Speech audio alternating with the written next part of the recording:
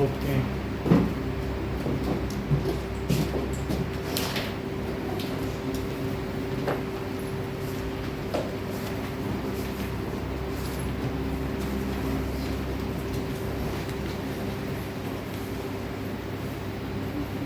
atoms and molecules.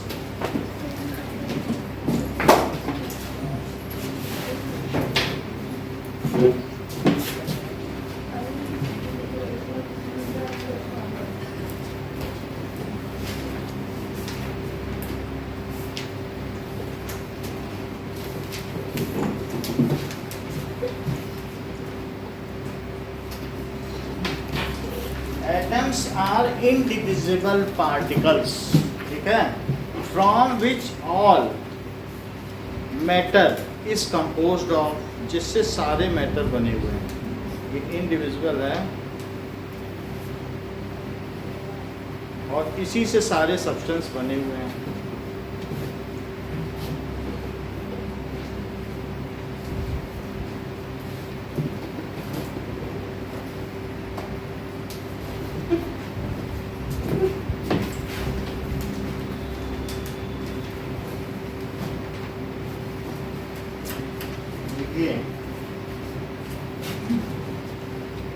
All matter is made of, तो किससे बना है? Made of indivisible particles. It is called atom. इसे atom कहते हैं। एटम की एटिमोलॉजी क्या है? अगर उसका मूल शब्द देखें, संधि विच्छेद करें तो क्या निकल कर आएगा? ए प्लस तो म्यू, उसका क्या अर्थ होता है? उसका बोलो। That is uncuttable, that is indivisible. तो एटम जो भी है वो उसे काटा नहीं जा सकता। दैट इज ए प्लस तो म्यू, अनकटेबल, इसे और तोड़ा नहीं जा सकता है। तो ये एटम है। और एटम के अंदर क्या क्या होते हैं? सो एटम इज मेड ऑफ, वो खुद किससे बना है? मैटर तो एटम से मिलके बना है भाई। कोई भी मैटर किससे मिलके बना है? एटम से मिलके बना है। लेकिन एटम में खुद में क्या क्या चीजें होती हैं? इलेक्ट्रॉन, प्रोटॉन और न्यूट्रॉन। इन दोनों में चार्ज है। इन दोनों में क्या होता है? Charge particle. These are having charges. तो अगर सिमिलर चार्जेस है तो वो एक दूसरे को रिपेल करेंगे। जैसे मान लो एक निगेटिव चार्ज है और एक निगेटिव चार्ज है, तो आपस में क्या करेगा? और अगर तो प्लस प्लस है तो क्या करेंगे? तभी रिपेल करेंगे। लेकिन एक प्लस और एक माइनस हो गया तो ये चार्जेस हैं और चार्जेस की प्रॉपर्टी है। तो और जो भी charge is a fundamental property of matter. किसी भी मैटर की फंडामेंटल प्रॉपर्टी क्या है? चार्ज है। जैसे मान लो ये गोल्ड लीफ इलेक्ट्रोस्कोप है, तो इसमें बीच में सोने की पत्ती लगी हुई है। तो अंदर मैं क्या करूँ कि इनके बाल अच्छे हैं, इसमें ऑयल नहीं है, फ्रिक्शन भी अच्छा है। सो है ना, ये नहीं मिला ना। तो ये देखो, अगर मैं इसमें टच कर दूं तो ये चार्ज इसके अंदर जाके दोनों लीफ में चला जाएगा। दो लीफ है कि नहीं? देखो, तो दो लीफ खुल गई हैं। और जगह करें जिससे थोड़ा और खुले, तो कोई और अच्छा चाहिए जिसके समय बिल्कुल जीते। ठीक है,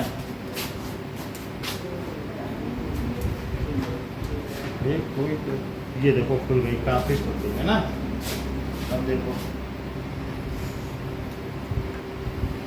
ये देखो बोली है ना, दिख रहा है ना। इस तरीके से फिर से मेरा डिस्चार्ज कर दिया पास आ गई। फिर देखो और दोनों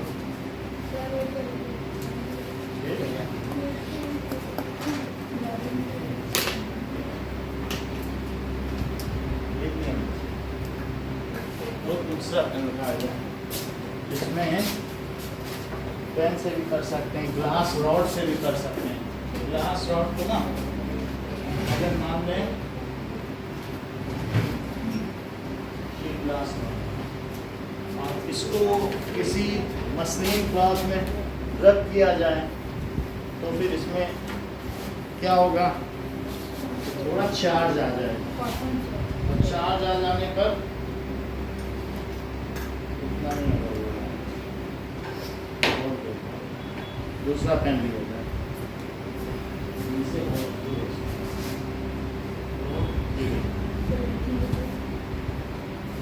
खुल रहा है ना, तो सेम चार्ज दोनों में चला जा रहा है, रिपेल हो रहा है कि नहीं हो रहा है? क्या नाम है बेटा? शिफ्ट। देखो हो रहा है रिपेल। अब देखना हुआ,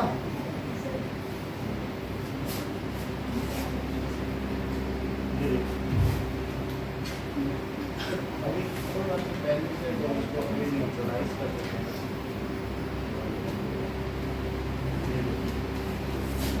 सही है।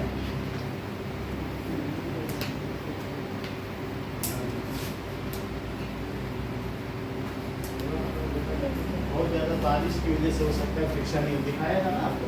तो इस तरीके से दैट इज इलेक्ट्रोस्कोप है। और इसमें क्या होगा कि ये देखो इनका पास थोड़ा फ्रिक्शन है ना, तो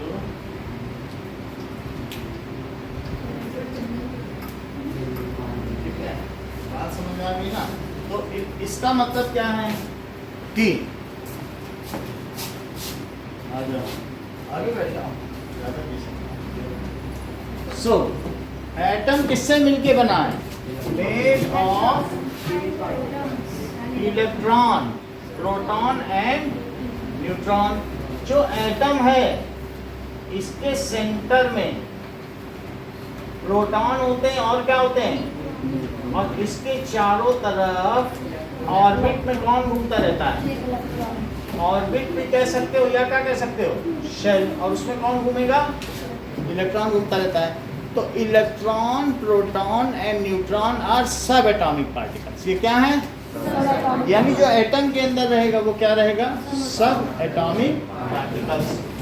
electron, proton and neutron are subatomic particles. इन्हीं से मिलके बना हुआ। Number of protons and number of electrons are always equal. जो प्रोटॉन होंगे उस पर कितना चार्ज होगा? Charge on proton that is positive होगा। कितना चार्ज होगा? 1.6 × 10⁻⁻19 कूलम। क्या चार्ज है? सी का क्या मतलब है? कूलम। और क्या इतना ही निगेटिव चार्ज इलेक्ट्रॉन पर भी होगा? और दोनों अगर इक्वल हो जाए तो जीरो ना हो जाए, न्यूट्रल। तो इस तरीके से चार्ज ऑन इलेक्ट्रॉन कितना होगा? तो -1.6 × 10⁻⁻19 सी कूलम। तो ये बताओ इलेक्ट्रॉन, प्रोटॉन और न्यूट्रॉन को क्या कहते हैं? थोड़ा सा ये समझने के लिए सुन रहे हैं और कोई बात हाँ, तो इनको कहते हैं सब एटॉमिक पार्टिकल्स। जहाँ पर प्रोटॉन और न्यूट्रॉन रहते हैं उस जगह को क्या कहते हैं? सही। सो प्रोटॉन एंड न्यूट्रॉन जिस प्लेस में रहते हैं उस जगह को क्या कहेंगे? न्यूक्लियस कहेंगे। ना ये मुझे बता दीजिए कि प्रोटॉन का चार्ज कितना? जो भी होता है पॉजिटिव, अच्छी बात है, बस उस चार्ज बता दो। हम और हाँ बोलो। पॉजिटिव प्लस 1.6 × 10⁻⁻19 कूलम में भी बोला। और इलेक्ट्रॉन का चार्ज -1.6 × 10⁻⁻19 कूलम। बहुत अच्छा, इसी चीज को रिपीट करो। हाँ पॉजिटिव 1.6 × 10⁻⁻19 हाँ बोलिए, आइए। कॉलम और सर माइनस का 1.6 मल्टीप्लाई बाय 10 की पावर माइनस 19 कॉलम। चलिए, तो these are the charge on proton and proton और न्यूट्रॉन में इस तरीके का चार्ज है और इसे ही बैठा ये करता है। और electron revolve around nucleus in shells या ऑर्बिट्स। तो देखो, proton and neutron are present at centre of, बात ना करें, centre of atom.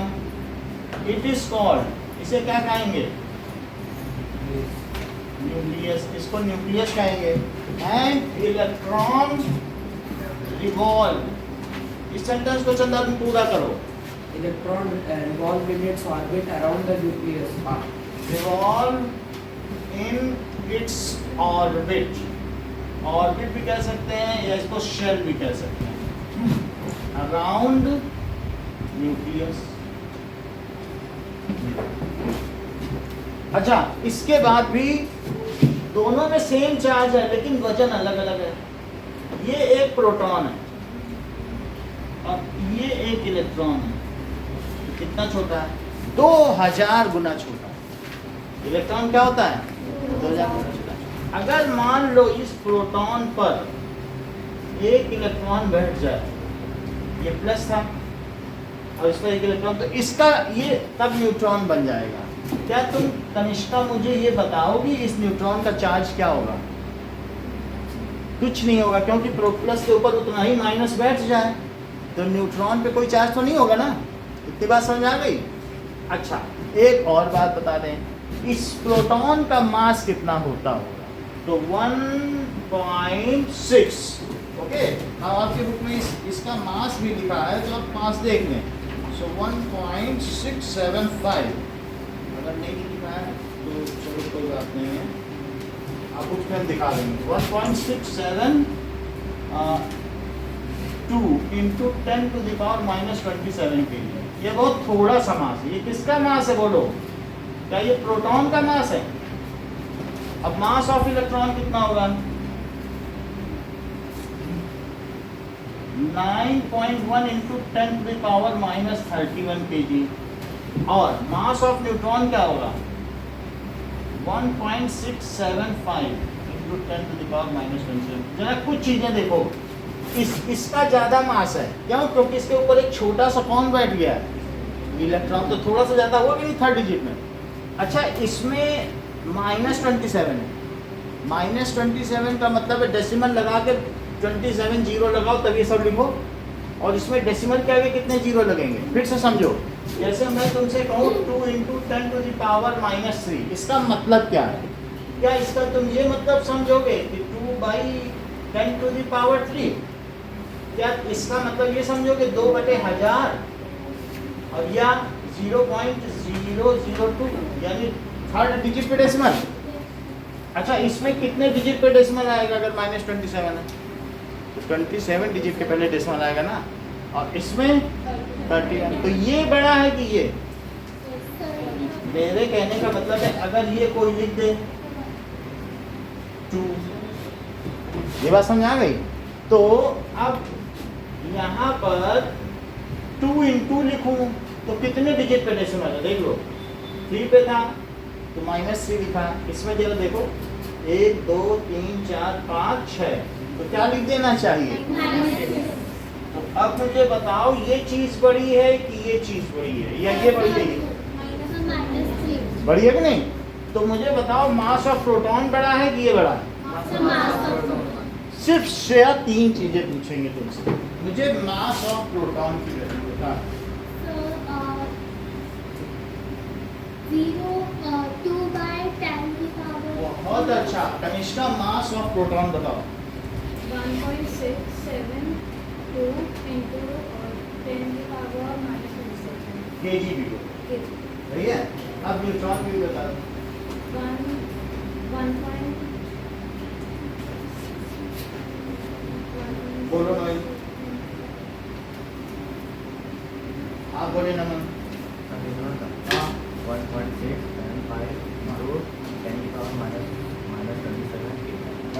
Mass of proton 1.672 into 10 to the power minus 27 kg. और मास ऑफ इलेक्ट्रॉन बता दो। 9.1 into 10 to the power minus 21 kg. सही है, कि ये तीन चीज बताई है और चार्जेस भी हमने बता दिए हैं। अब हम कुछ चीजें आपसे नोट करवाएंगे, लिखवाएंगे। Okay,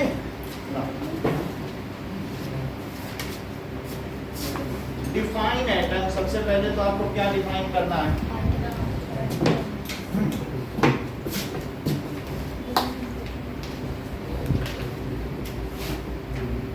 define atom. और दूसरी चीज सब एटॉमिक पार्टिकल।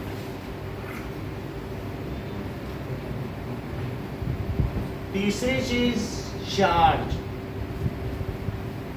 चार्ज की डेफिनेशन लिख लो अपने अपनी कॉपी में। चार्ज क्या होता है? It is fundamental property of matter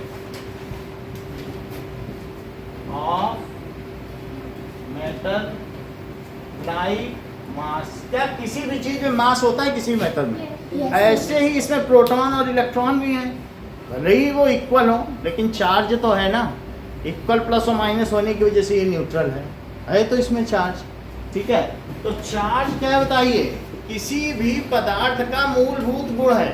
it is the fundamental property of matter. कैसा फंडामेंटल प्रॉपर्टी? जैसे मास होता है, जैसे हर चीज में मास होगा कि नहीं, वैसे ही हर चीज में क्या होगा? चार्ज। क्योंकि हर चीज इलेक्ट्रॉन और प्रोटॉनों से ही मिलकर बनी है, और ना मिलकर बनी तो उसमें बैठ ही जाएगा। तो इस तरीके से इनके अलावा कुछ है क्या किसी चीज में? एटम ही इनसे मिलकर बना हुआ है। तो एक ये भी आपको बताना है, एटम, सब एटॉमिक पार्टिकल, और तीसरी चीज क्या बतानी है? चार्ज। अब आपको इसके बाद ये बताना है, right charge on electron, charge on proton, mass of electron, mass of proton and mass of neutron. और साथ में एक चीज और डिफाइन करनी है, दैट इज न्यूक्लियस। न्यूक्लियस क्या चीज होती है बताइए? The smallest region, the very small region in atom in which कौन कौन प्रेजेंट रहते हैं? The very small central region of atom. Atom का बिल्कुल सेंट्रल रीजन वेरी स्मॉल है। इन विच, सेंटेंस पूरा करो, in which. Proton and electron. नहीं, उसमें इलेक्ट्रॉन क्यों रहेगा? इलेक्ट्रॉन तो चक्कर लगाएगा ना। इलेक्ट्रॉन को उसमें क्यों लगाएगा? इलेक्ट्रॉन चक्कर नहीं लगाता, कहीं देखा। कौन कौन रहेगा? कौन कौन रहेगा? बोलो। प्रोटॉन और न्यूट्रॉन है। ये शुरू में हमने शुरुआती क्लासेस में भी पढ़ा है कि प्रोटॉन और न्यूट्रॉन अंदर रहते हैं और चक्कर कौन लगाता है? और बात समझ आ गई कि नहीं? सब एटॉमिक पार्टिकल्स। ठीक है, हाँ। Atom is made up of 3 particles, electron, proton and neutron. These are called subatomic particles. चलो सारी करता हूँ।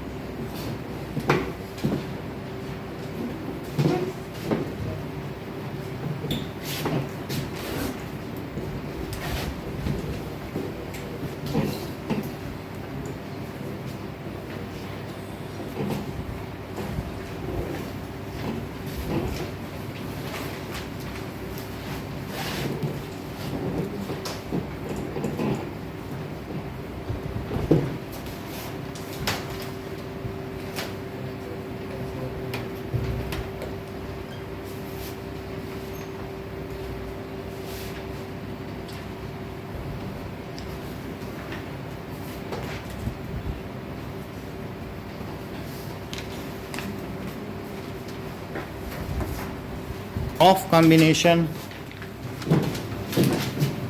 पहला लॉ कौन सा है केमिकल लॉ में?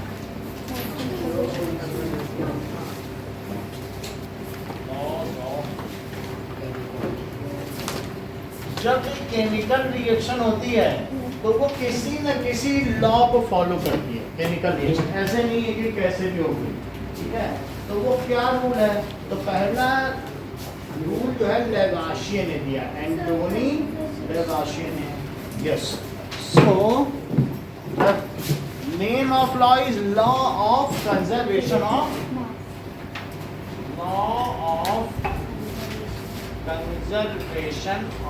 मास, द्रव्यमान संरक्षण का नियम। That is during a chemical reaction mass can neither be created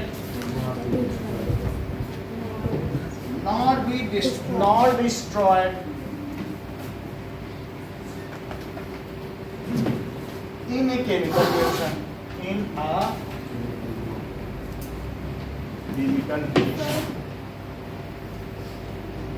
This is first law.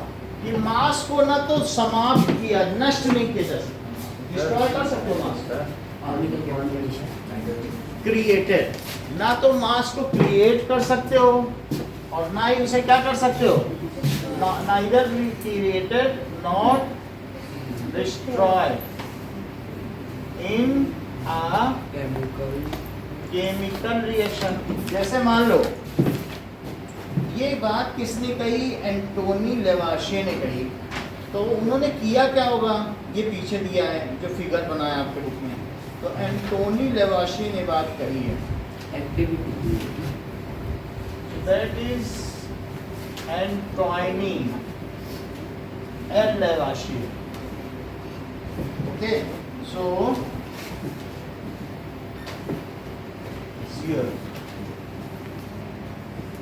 इनका कहना था कि mass can neither be created not be destroyed. देखो क्या किया हुआ इन्होंने एक बीकर ले लिया, कोनिकल फ्लास्क, और कोनिकल फ्लास्क में क्या किया, दो चीजों की रिएक्शन कराई है। देखो क्या क्या लिया है। सो टेक वन, एक में कॉपर सल्फेट लो और दूसरे में सोडियम कार्बोनेट। मान लीजिए कॉपर सल्फेट और प्लस सोडियम कार्बोनेट, ऐसा इन्होंने लिया। देखो इसको पहले इन्होंने किस में रखा, एक थ्रेड से बांध दिया। अब थ्रेड से बांधने के बाद थ्रेड बाहर है, फिर थ्रेड को खींच लिया तो क्या ये लुढ़क नहीं जाएगा इसी में, और फिर इन दोनों में रिएक्शन हो जाएगी। अच्छा, सबसे पहले इसको इन्होंने वे कर लिया। तो इन्होंने देखा कि मैंने इसमें 10 ग्राम लिया था और इसको 18 ग्राम लिया था। तो ये चीज था CuSO4, that is copper sulphate, blue colour का, जो दूसरे में तीसरे नंबर पर रखा है। और सोडियम कार्बोनेट व्हाइट कलर का होता है, ठीक है, वॉशिंग सोडा, जिससे क्या होता है आपके यहाँ का चपरासी स्कूल में सफाई करता है, washing soda, sodium carbonate.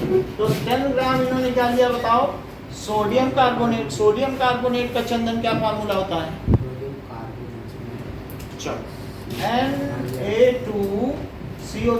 Na2CO3, दो चीजें इन्होंने ली। ये कितने ग्राम लिया कॉपर सल्फेट बताओ, 18 ग्राम। और बोलो ये कितना लिया, 10 ग्राम। अच्छा, ये चीजें आपके इसमें ऊपर लिखी हुई हैं कि x क्या है और y क्या है। जब आप पढ़ो x y, ये पढ़ो। कॉपर सल्फेट के साथ क्या लिया गया है, सोडियम कार्बोनेट लिया गया है ना, नई बुक में भी लिखा है ना, x y। तो अब इन दोनों में रिएक्शन हो जाएगी। इन्होंने ये जो टेस्ट ट्यूब है उसको कोनिकल फ्लास्क में खींच लिया धागा, तो पलट नहीं जाएगी। तो ये धागा बंधा हुआ है, तुम इसको खींचोगे तो टेस्ट ट्यूब से पकड़ जाएगी, फिर रिएक्शन हो गई। तो रिएक्शन के बाद पहले इनको इसको किसमें रखा, दैट इज वेइंग मशीन। तो वेइंग मशीन में जब रखा तो वेइंग मशीन ने बता दिया भाई तुम्हारा टोटल मास कितना आया, जोड़ो दोनों, 28 ग्राम। और जब इनके बीच रिएक्शन हुई, इसमें एफरवेसेंस, बुलबुले उठने लगे और ये पलट ही गया इसी के अंदर। तो पलटने के बाद सब में रिएक्शन होने लगी, और रिएक्शन के बाद भी मशीन ने पढ़ना क्या जारी रखा, और इसमें बबल्स भी उठने लगे, तो भी इन्होंने देखा कि during a chemical reaction copper sulphate है, इनमें आयन का एक्सचेंज हो जाएगा, कॉपर कार्बोनेट बन जाएगा। ऐसा करने पर जो कॉपर सल्फेट और सोडियम कार्बोनेट है, दोनों अलग अलग चीजें हैं। पहला तो कॉपर सल्फेट है, तो ये तो कॉपर सल्फेट हो गई, और दूसरा क्या है, ये इस तरीके से सोडियम कार्बोनेट, तो सोडियम कार्बोनेट Na2CO3, ओके। सो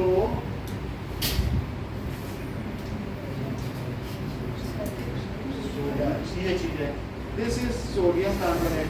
अब जब दोनों को इन्होंने मिला दिया, अगर मैं इन दोनों को मिला दूं तो उसके बाद मुझे कॉपर कार्बोनेट मिल जाएगा, दैट इज उसका कलर ऐसा होगा, फॉस्फेट है तो इधर ही रखा होगा, ग्रीन कलर का ये कॉपर कार्बोनेट, और सोडियम सल्फेट मिल जाएगा, यानी वो भी इसमें व्हाइट कलर का पड़ा होगा। ये सब इसी तरीके का होगा, फिर ऊपर रखो। जरा देखो, अब इसका इसके साथ रिएक्शन हो जाएगा, तो क्या बन जाएगा, कॉपर, और सोडियम का किसके साथ रिएक्शन हो जाएगा, तो sodium sulphate.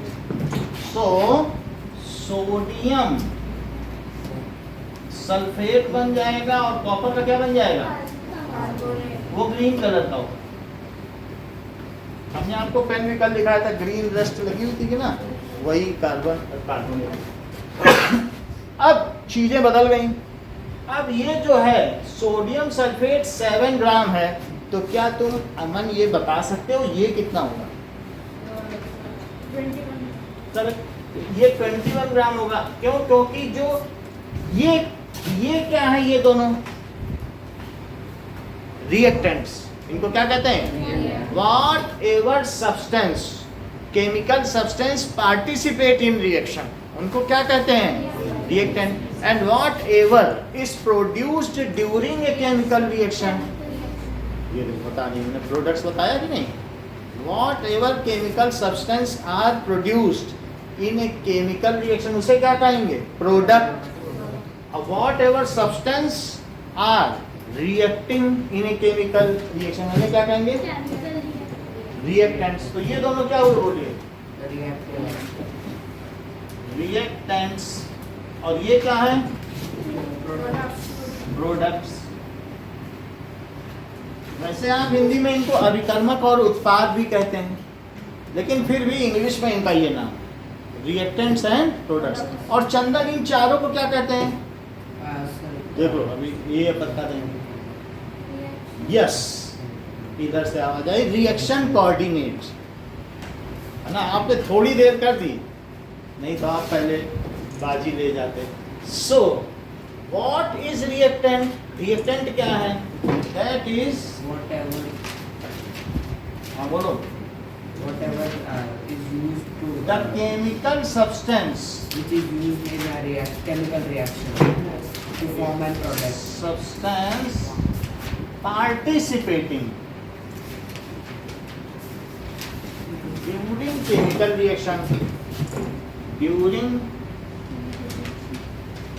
chemical reaction are called, उन्हें क्या कहेंगे? रिएक्टेंट्स। जैसे ये देखो, मान लो कि H2 है और Cl2, इन दोनों गैसेस को एक साथ डाल दिया जाए तो, और ये टूट जाए, और यहाँ पे ये इसके साथ बन जाए, ये इसके साथ बन जाए HCl, और एक और HCl बन जाए। तो पहले हमने H2 डाला और Cl2 डाला, बन क्या गया? 2HCl। 2HCl के बनेंगे नहीं? अगर मान लीजिए मैंने इसे 12 ग्राम लिया और इसे 15 ग्राम लिया, तो श्रेया बता सकती हो ये कितना बना होगा? 27 ग्राम। तो इससे हमें क्या पता चलता है? Mass of reactants is equals to mass of products हो जाएगा।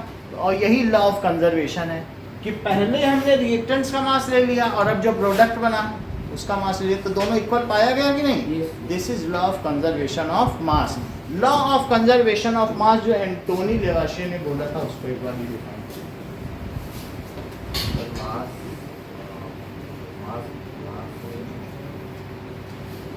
mass may neither be created or not destroyed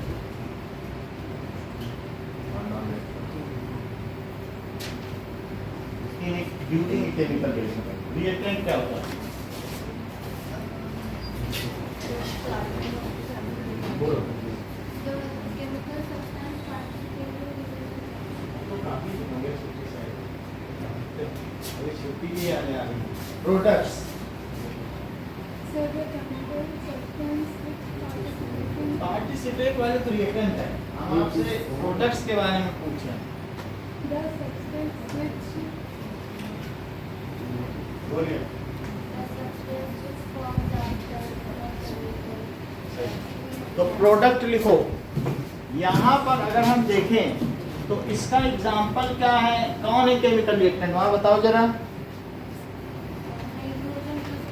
hydrogen gas and chlorine gas वो होगा ना। प्रोडक्ट देखो, what ever is formed during chemical reaction is called product. तो for example product क्या हो गया? HCl हो गया, NaCl, या यहाँ पे सोडियम सल्फेट हो गया और कॉपर क्लोराइड हो गया। ठीक है कि नहीं? तो जो बन रहा है वो है। तो एक और चीज हमारे पास आ गई, that is law of conservation of mass. क्या कहता है कि mass, total mass of reactant,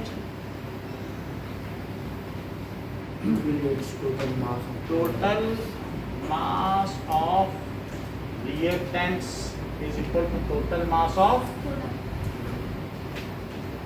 products। इससे पता ही चलता है कि अगर कोई वेपर भी ना निकलने दिया जाए, वेपर में भी मास होता है, उसको बंद, उसके ऊपर कॉर्क लगा कर तब करना है। ऐसा नहीं कि वेपर निकल जाए तब तो उतना मास निकल गया ना। वेपर भी तो स्टीम है, वाटर है, तो उसको इसीलिए इसमें बंद में किया गया है। अब देखो, मान लीजिए अगला X और Y लिया गया है, बेरियम क्लोराइड। देखो अगले उसी में पढ़ो, बेरियम और उसके साथ क्या लिया गया है? Sodium sulphate. चंदन क्या बनेगा? एक्सचेंज कर दो आयंस। सल्फेट, सोडियम क्लोराइड, सही है, that is barium sulphate plus sodium chloride. और ऐसी रिएक्शन करा कर भी देखा गया कि सोडियम सल्फेट में बेरियम क्लोराइड डाल दिया गया, तो जो बना उसका भी क्या हुआ? सेम मास है। तो जो इसका मास है वही इसका भी मास है। और तीसरी चीज क्या करी गई है बोलो? लेड नाइट्रेट को किससे किया गया है? Lead nitrate. अगर आप ये देखोगे तो ये सब यहाँ रखे हुए हैं, तो वो थोड़ा से प्रयास से मिल जाएंगे। ये सभी वाइट कलर के हैं, इनमें सारे के सारे क्या हैं? वाइट कलर के हैं। कॉपर सल्फेट बस ब्लू है और ये ग्रीन है, तो वो भी वहाँ मिल जाएगा। और कॉपर सल्फेट किस तरीके का है? अब देखो, लेड नाइट्रेट में क्या मिला दिया, जरा चेक करो। Sodium chloride. देविका मुझे ये बता दो कि यदि इनको मिलाया गया है सोडियम क्लोराइड तो क्या बनेगा? बोलो। लेड क्लोराइड नहीं, पहले मेटल बोला जाता है प्लस वाला, ईएम पहले बोलो, आइड बाद में।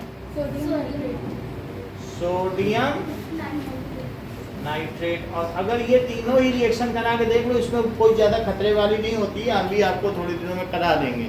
तो उसमें आपको दिखाएंगे कि मास वेइंग मशीन लानी पड़ेगी, गड़बड़ पड़ी है, तो मैं ये दिखा दूंगा कि वो जितना हम पहले मास है वही बाद में भी उतना ही मास होता है, वीडियो में भी दिखा। तो इससे ये पता चल गया आपको, ठीक है कि नहीं? एक बार मुझे बस प्रोडक्ट की डेफिनेशन बताओ। The product is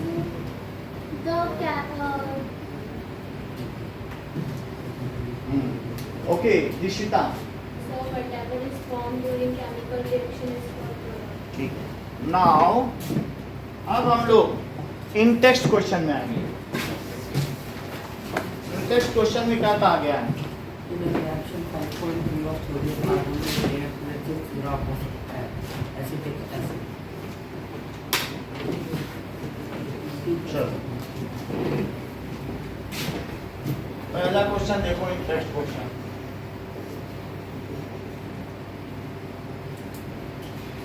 कहा गया है कि मान लीजिए सोडियम कार्बोनेट ले लो, सोडियम कार्बोनेट, और साथ ही साथ में reacts with ethanoic acid plus ethanoic acid. तो कितना ये जानते चंदन, इन्होंने एसिटिक एसिड बोल दिया।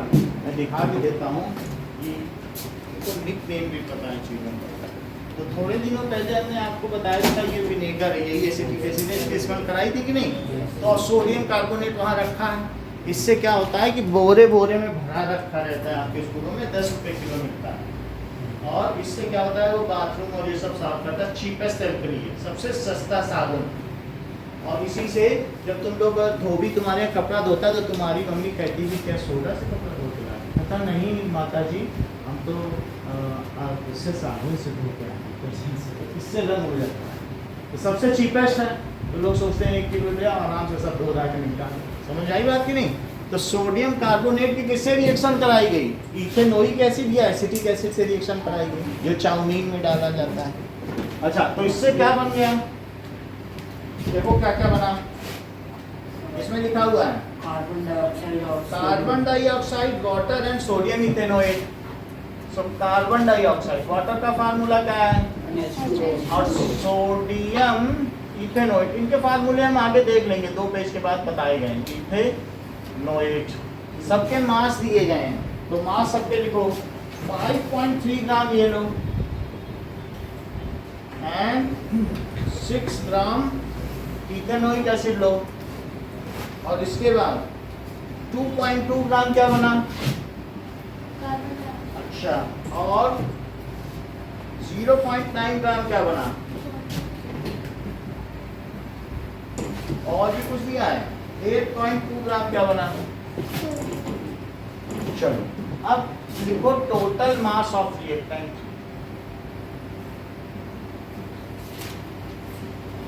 कितना आ जाएगा? 5.3 और प्लस 6 जरा जोड़ो, 11.3 ग्राम। और टोटल मास ऑफ प्रोडक्ट्स निकालो,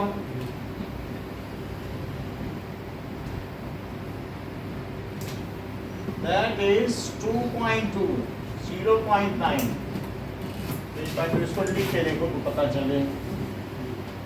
8.2 तो 4 और प्लस 9 13, 8 2 10 11, तो 11.3 ग्राम।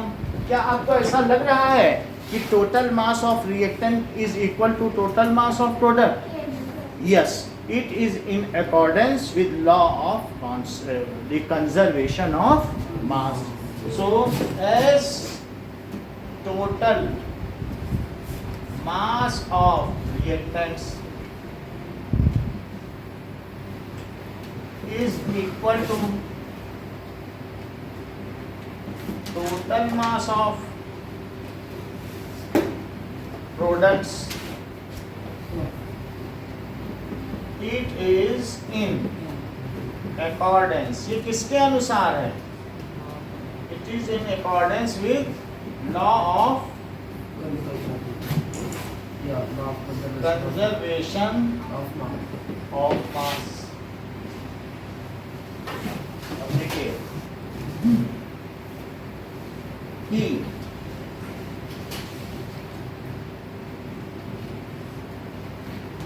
दूसरा लॉ देखें, सेकंड लॉ किसके द्वारा दिया गया है? Law of constant proportion.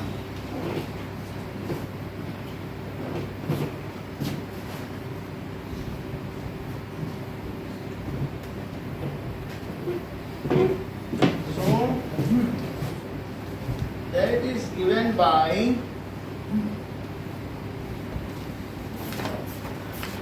Joseph L. Proust। So law of constant proportion,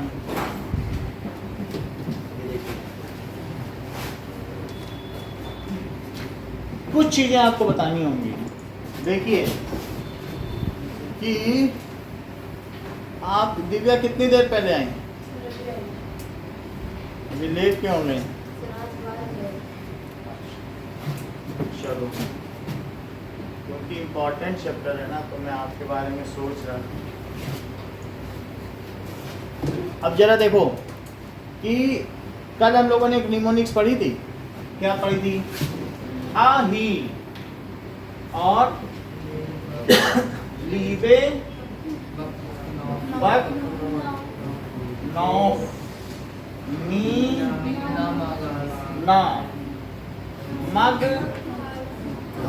आलसी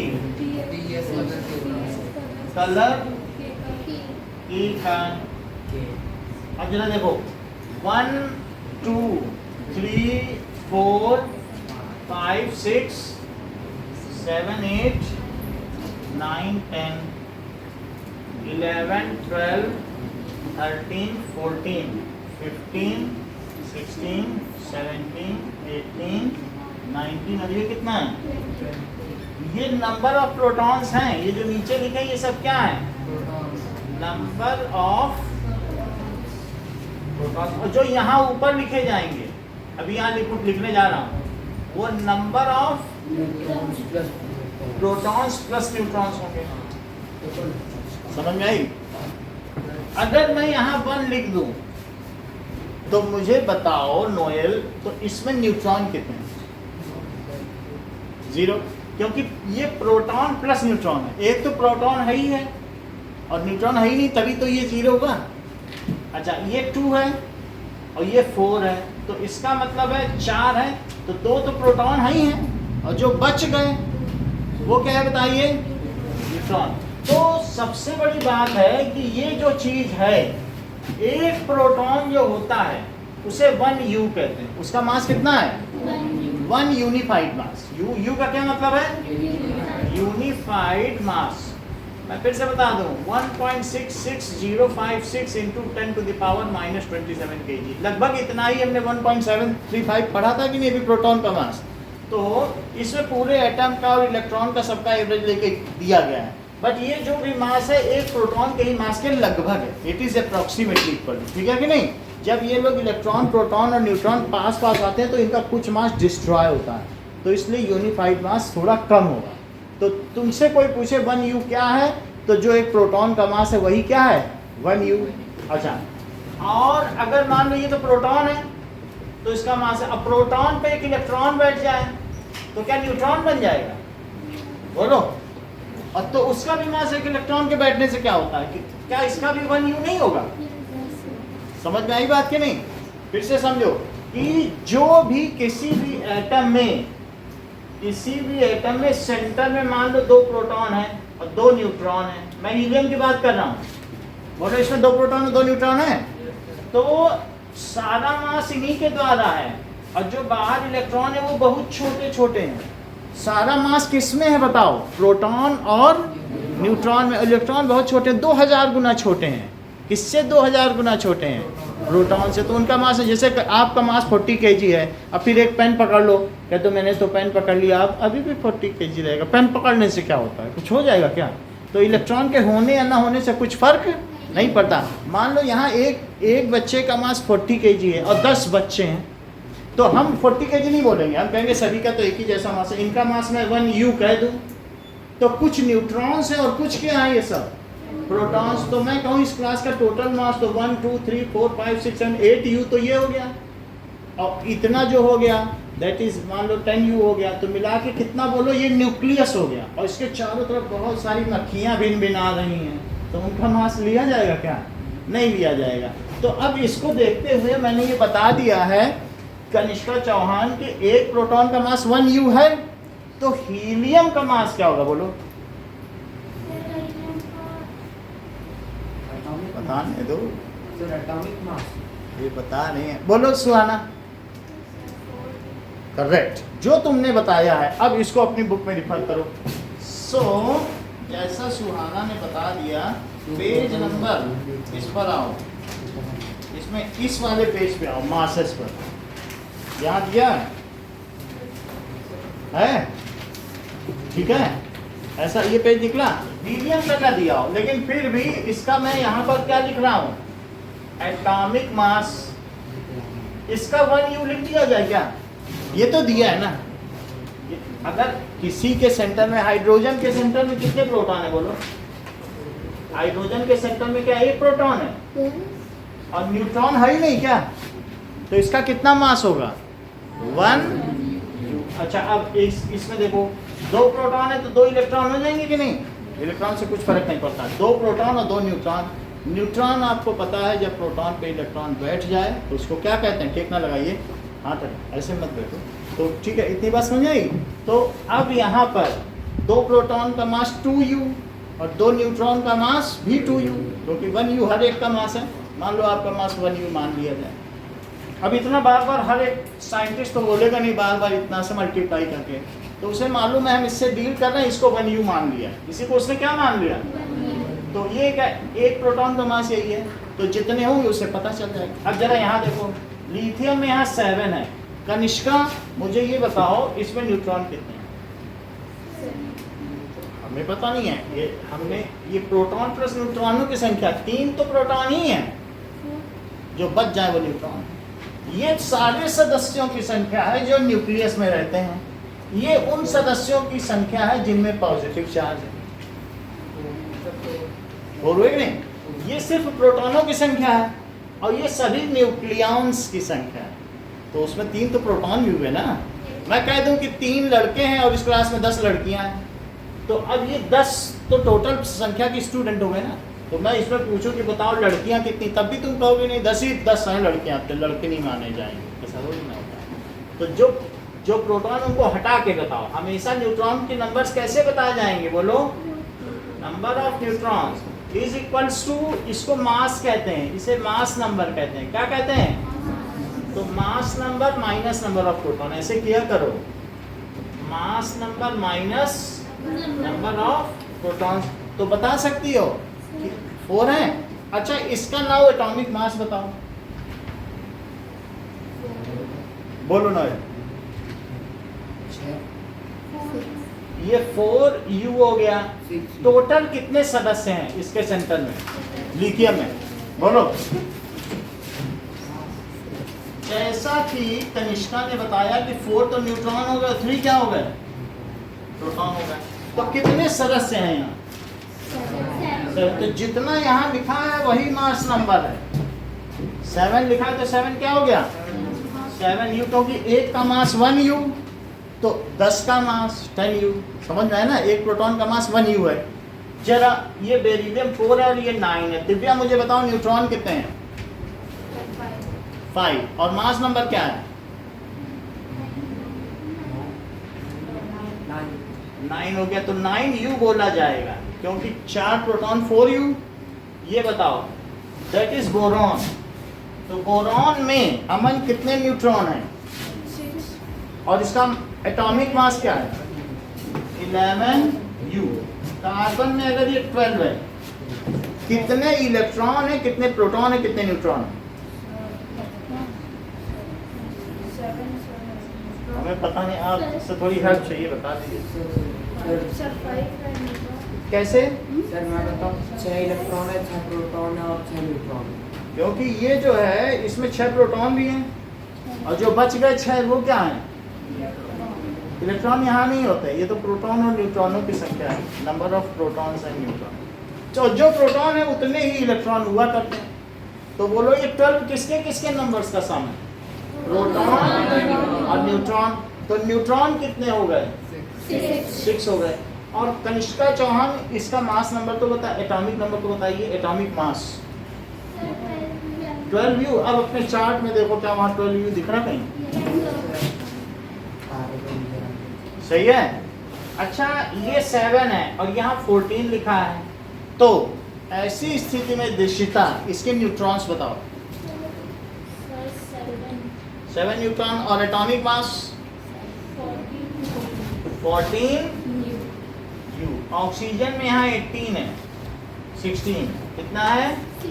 16। तो न्यूट्रॉन की संख्या बताओ श्रेया। तुम तो बहुत सीख गई हो। और प्रोटॉन की संख्या, इलेक्ट्रॉन की संख्या 6 इलेक्ट्रॉनिक कॉन्फ़िगरेशन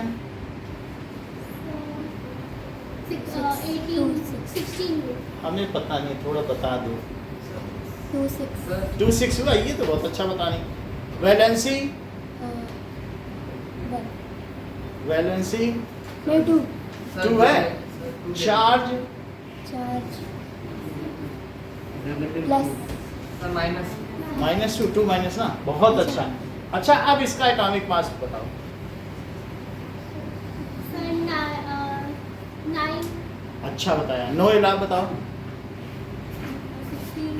16, क्योंकि ये 16 सदस्य हैं। यहाँ कितने सदस्य हैं? इलेक्ट्रॉन नहीं देखे जाएंगे, प्रोटॉन और न्यूट्रॉन कुल मिला के 16 है। तो इसका कितना हो गया? 16।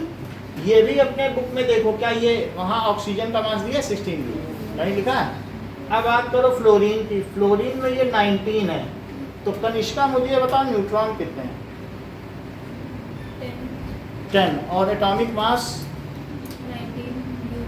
19 U, ये 20 है। तो अरविंद मुझे ये बता दो इसमें कितने न्यूट्रॉन? सर ये 10 और इसका एटॉमिक मास? सर 19 20। पूरा बोलो ना। U में दिया, ऊपर देखो एटॉमिक मास इन U नहीं लिखा है क्या? तो U 1 U की वैल्यू बताओ नोएल।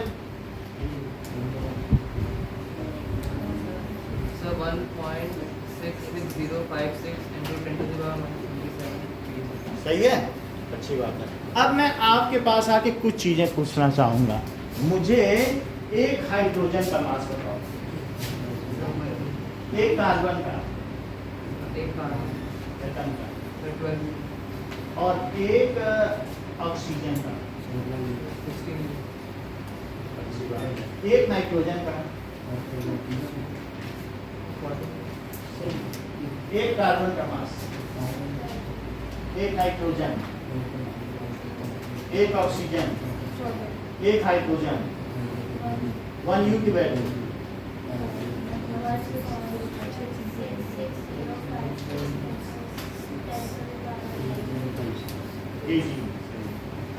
चलो, इतनी बात हो गई। अब हम आगे आते हैं। सोडियम पर 11 है और ये 23 है। तो मुझे ये बता दो दिव्या कि नाउ कि सोडियम का एटॉमिक मास क्या होगा? बोलो, एटॉमिक मास कितना होगा? 23 U होगा। और ये 24 है, तो इसका कितना हो जाएगा? और ये 27 है। 27 है दिव्या, मुझे इसके न्यूट्रॉन्स बताओ।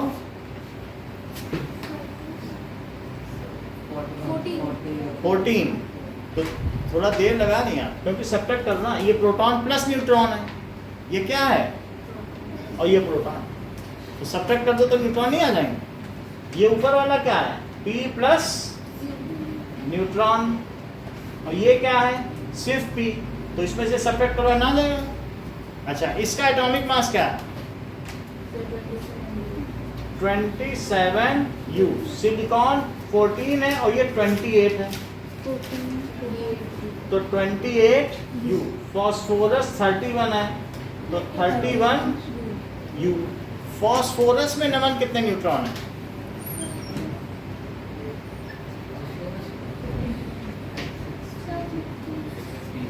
16। सल्फर 32, तो 32 अपनी बुक में देखो, क्या सल्फर का भी दिया है? कितना दिया है? 16 बोल रही हो। अच्छा, ये 17 है और यहाँ पे 35 है। एक 36 होता है, एक 37 होता है और एक 35। इसके दो तरीके के टाइप, उनमें न्यूट्रॉन की संख्या तो एवरेज ले जाता है। जैसे मीन नहीं निकालते सारे नंबर का तुम्हारे में, जैसे तुम्हारे मैथ में 65 है, साइंस में 67 है, तो तुम्हें कहते हो मेरी 68.9%, ऐसे नहीं निकालते हैं। तो वैसे ही मीन निकाला जाता है। क्लोरीन में दो हैं, एक 1735 होता है और एक कौन सा होता है? 37, क्योंकि न्यूट्रॉन के फर्क होने से। न्यूट्रॉन का तो कोई रोल है नहीं, वो न्यूट्रल है। किसी में 2 न्यूट्रॉन ज़्यादा है तब भी है, तो क्लोरीन, क्योंकि इलेक्ट्रॉनों को देखा जाता है ना कि कितने इलेक्ट्रॉन घूम रहे हैं। तो 287 इसका भी है। और 2 8 7, इनका मीन निकालो तो क्या पता चलता है? 35.5 35.5 बुक में देखो, ये सर क्या यही दिया है? निकाल दो।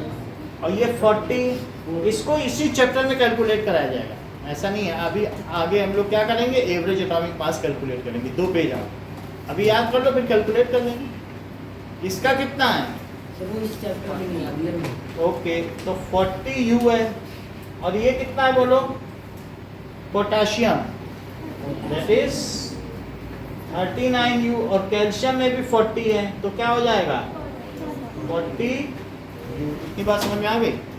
कुछ चीजें अब आपसे कराई जाएंगी, आपसे हम ये चार्ट लिखवाएं, बुक वाला, बुक वाला लिखाएंगे, और कुछ और चीजें हैं जैसे लॉ ऑफ कंजर्वेशन ऑफ मास, कुछ डेफिनेशंस की। सो सेकंड वाला लिखा देखो, define first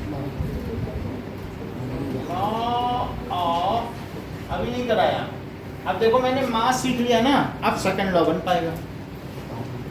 law of conservation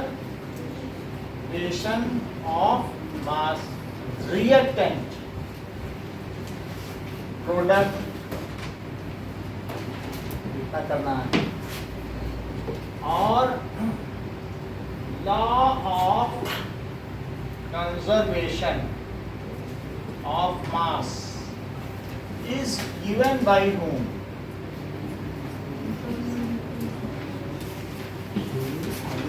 Or write atomic mass of hydrogen, plasma, nitrogen, oxygen, sodium, share of, chlorine. तो hydrogen, carbon, nitrogen, oxygen, sodium, magnesium, sulphur, chlorine और calcium. So what is the unit of atomic mass? AMU या U? Unit of atomic mass, and what is its value in kg? What is its value in kg? इसको kg में भी लिखना है, तो what is unit? That is 1 U. It is measured in U. क्या लिख सकते हो? Atomic mass is measured in U. जैसे फोर्स को न्यूटन में करते हैं, या वेलोसिटी को मीटर पर सेकंड में, ये सब यूनिट्स कहलाती हैं। मीटर पर सेकंड में होती है ना वेलोसिटी, उसी तरीके से जो एटॉमिक मास है उसको यू में मेजर किया जाता है, यू इसकी यूनिट है, और 1 U की वैल्यू है। चलो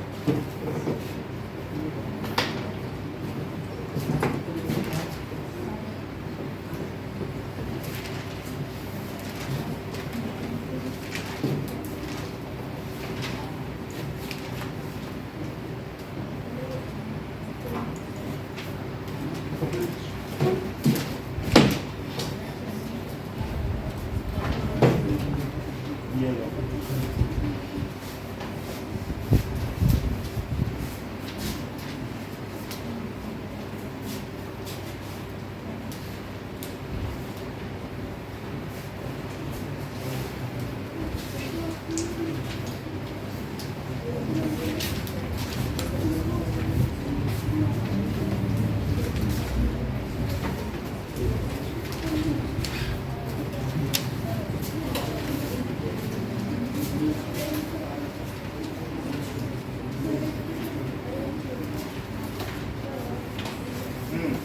बोलो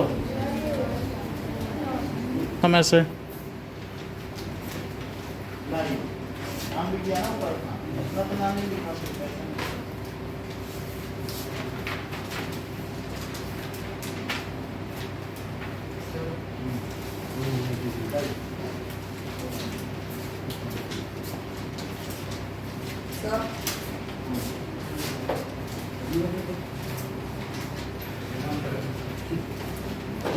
So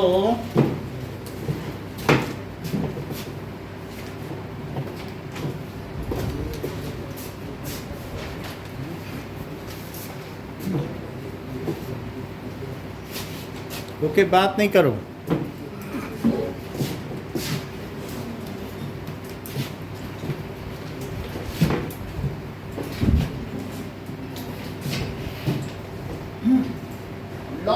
ऑफ कांस्टेंट प्रोपोर्शन देखो, तो जोसेफ फ्राउस्ट ने दिया law of constant proportion. Joseph Proust, इन्होंने क्या कहा, that is in a chemical substance,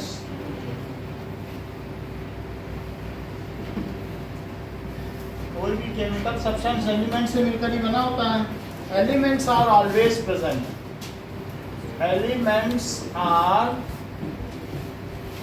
always present in definite proportion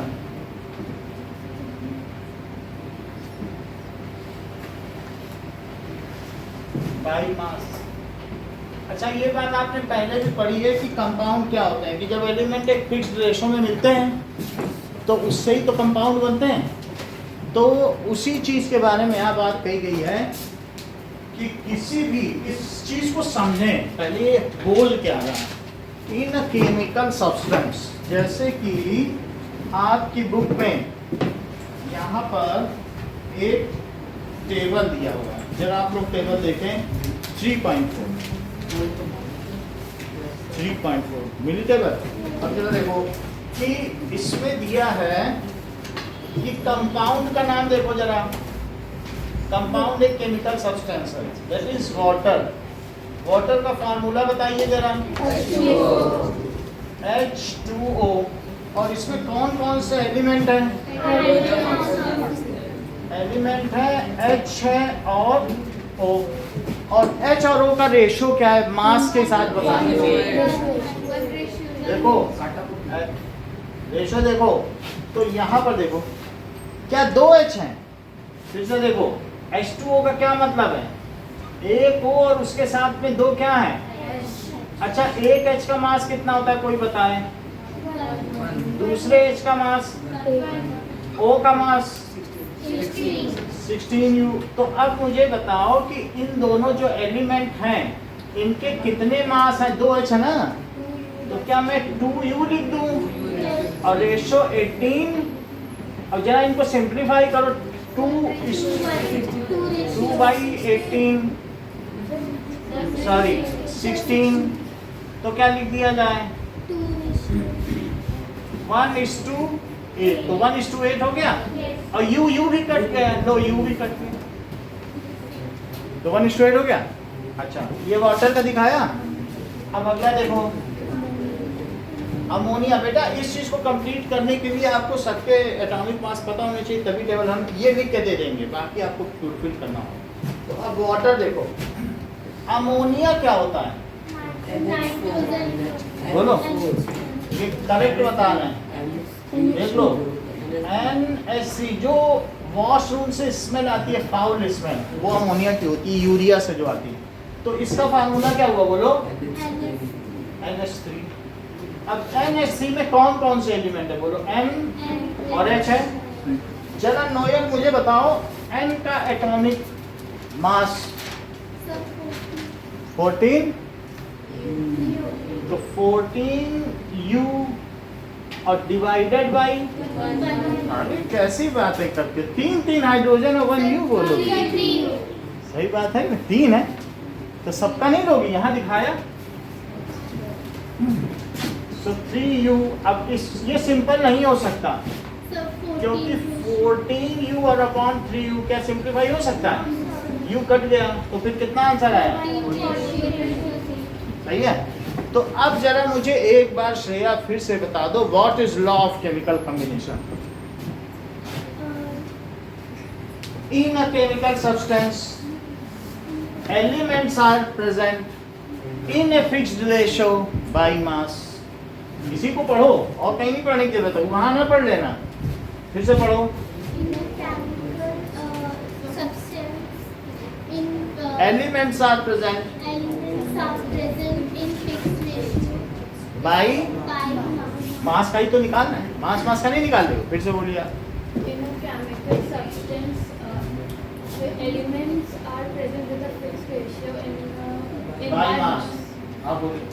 greener chemical elements are always present in definite proportion of in a definite proportion by mass. Water में H और O का क्या definite proportion? बोलो आप शिव के आगे क्या लगाते हो? शर्मा हाँ बोलो। बहुत अच्छा, बोलो बेटा। अच्छा, अमोनिया में N और H का बाई मास क्या प्रोपोर्शन? 14 अब मुझे बताइए law of definite proportion in a chemical substance.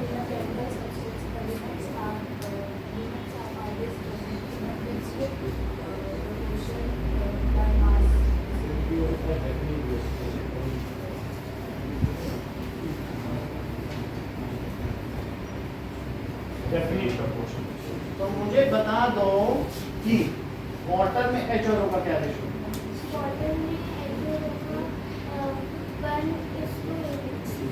और NH3 में N और H का सही है। अब अगला देखो। नाउ कार्बन डाइऑक्साइड किसका फार्मूला भी बताएंगे? CO2। तो इसमें कौन कौन से एलिमेंट है? जो एलिमेंट है वो वहां लिखे CO सारे एटम, वो एलिमेंट का ही तो टेबल है कि नहीं? तो इसमें एटम जो है उन्हीं से तो एलिमेंट बनता है।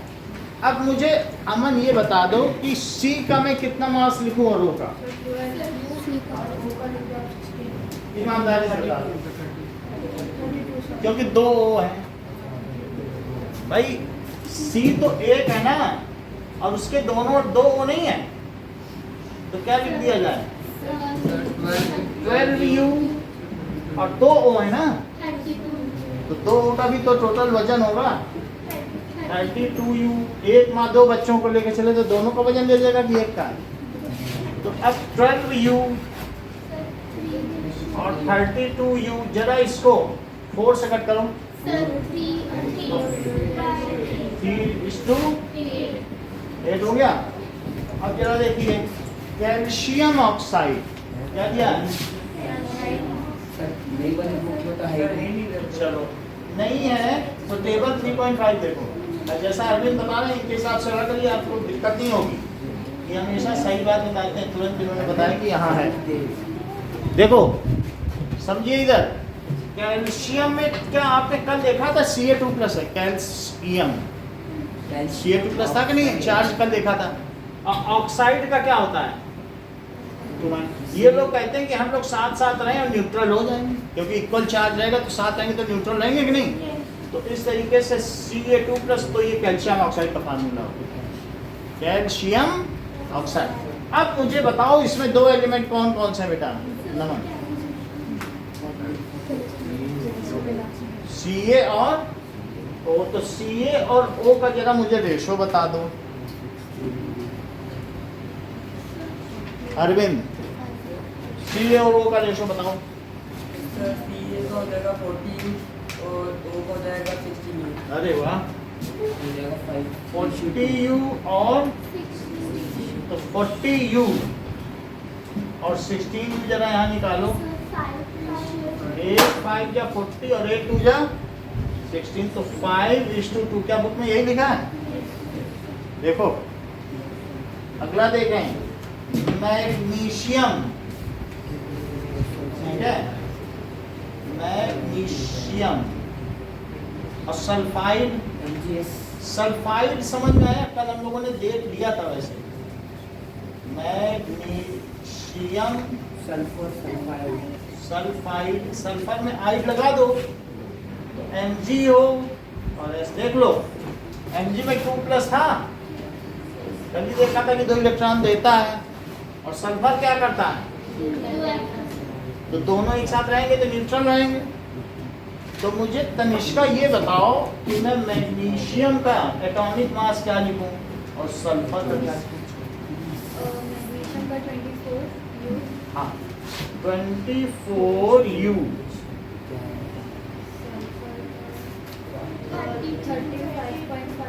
वो मुझे मालूम। 32 और जरा 24U और 32U को डिवाइड करो। 8 3 जा और 8 4 जा 3:4 हो गया। और सोडियम क्लोराइड, सोडियम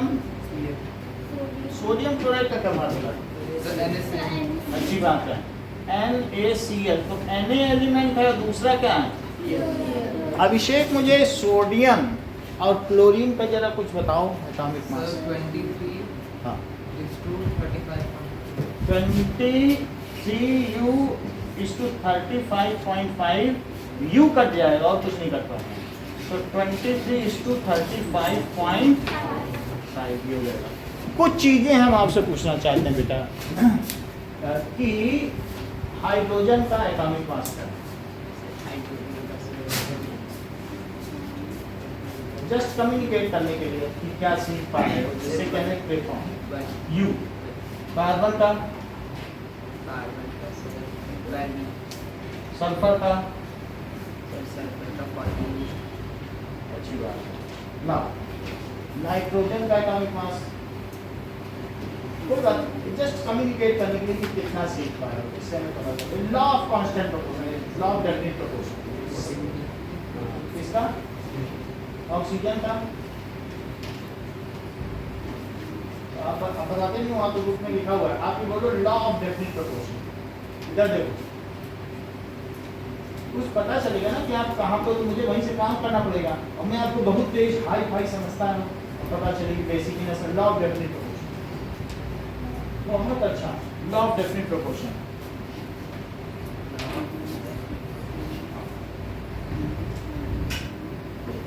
ना, law of definite proportion. The substance in which elements are in definite proportion by mass is कुछ चीजें छोड़ी हैं, बोलो। a chemical substance in which elements are always present in a definite proportion by इन विच क्यों लगा sentence ही नहीं बन पा रहा, किसी बोलो। the substance in which ऐसा कैसा हो सकता है? in elements बोलो। in a chemical substance elements are always present in definite proportion. भाई मास की बोलो। बोलो।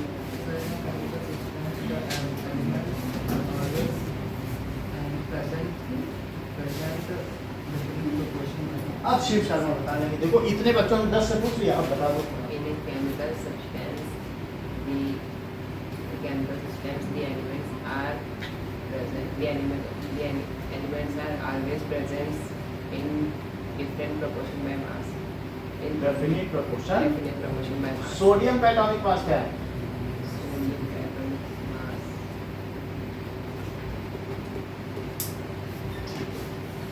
ओके, आप मुझे लॉ ऑफ डेफिनिट प्रोपोर्शन बताइए। In a chemical substance, elements are always present in a fixed ratio in a definite proportion by mass. Okay, now अब हम लोग क्या करेंगे, मैंने यहाँ पर नाम लिख दिया है और आपको क्या करना है कि ये 2 कॉलम भरने हैं। इवन मैंने आपके इस सुविधा के लिए फार्मूला भी छोड़ दिया।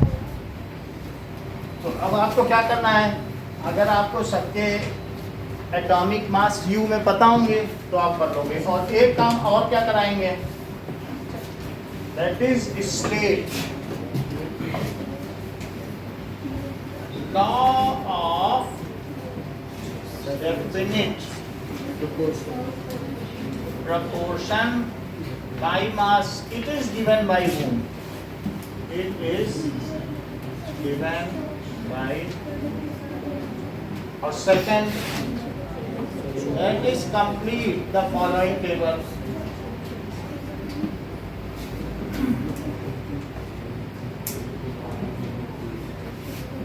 चलो 2 चीज करो,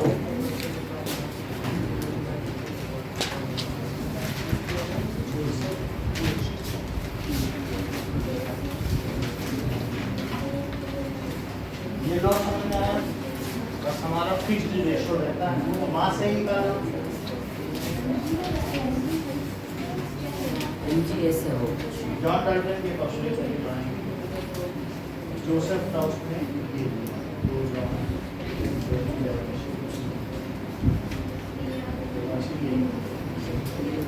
चलो,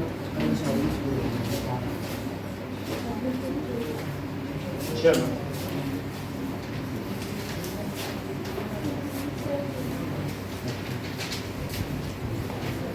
चलो चलो बात नहीं, इसको कंप्लीट करो। सर इसके बाद ठीक है। टाइम हो ही रहा, नीचे बच्चे खड़े होंगे दूसरे। ये बंद कर देना, बुक बंद कर देना।